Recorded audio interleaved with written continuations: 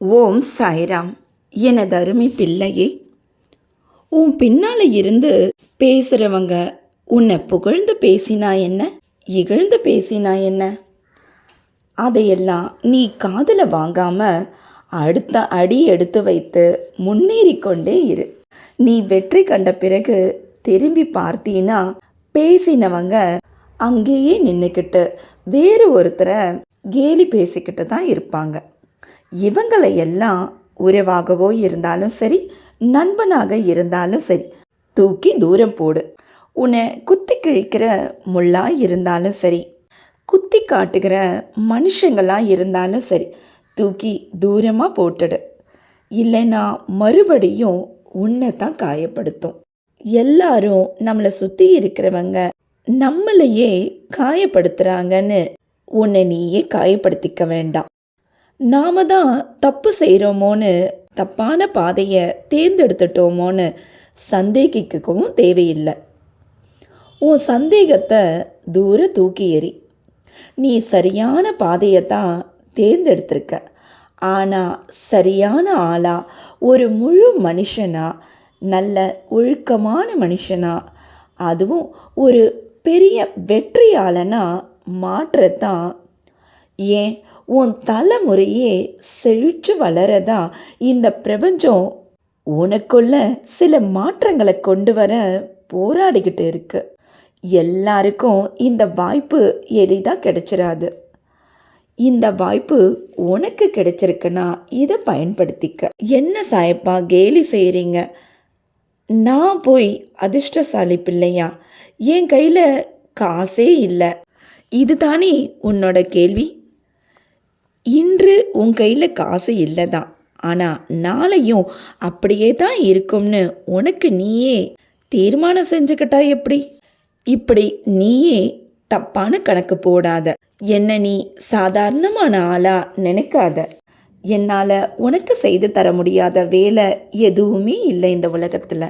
நீயே உன்னோட வாழ்க்கையில் நீ போகிற பாதையில் எல்லாம் இந்த பிரபஞ்சத்தோட சக்தி வாய்ந்த எண்ணான 11 இந்த எண்ணை கவனிச்சிருப்ப.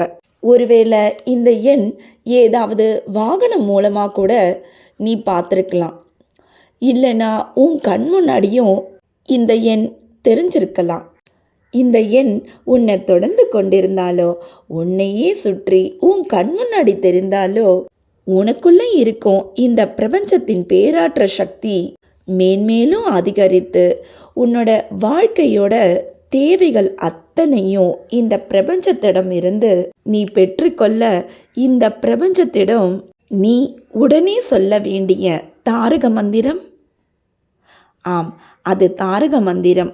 உன் வாழ்க்கையை முன்னேற்றுவதற்கான தாரக மந்திரம். அந்த நொடியே அந்த தாரக மந்திரத்தை பயன்படுத்தும் போது உன் தேவையை நீயே ஈர்த்து கொள்வாய். அதுவும் மிக விரைவில் இந்த பிரபஞ்சத்திடம் இருந்தே. அது என்ன தாரக மந்திரம்?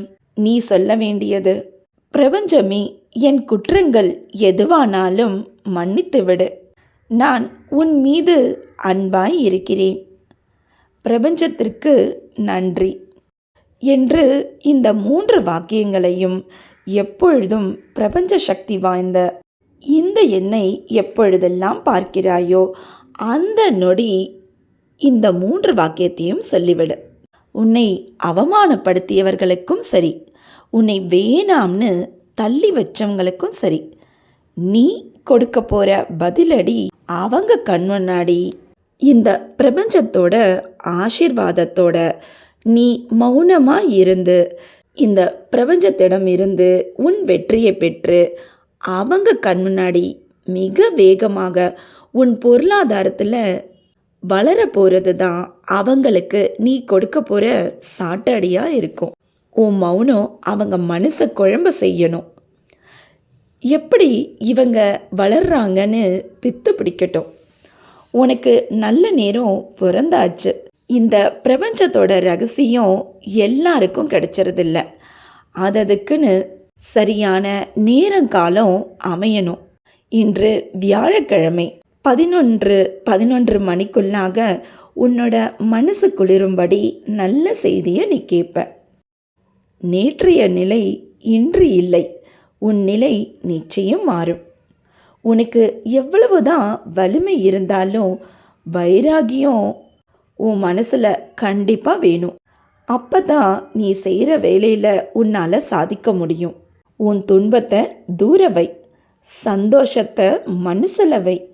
நம்பிக்கை உனக்குள்ள இருந்தால் எல்லா வேலையும், நீ செய்கிற எந்த வேலையானாலும் நிச்சயம் வெற்றி பெறும்.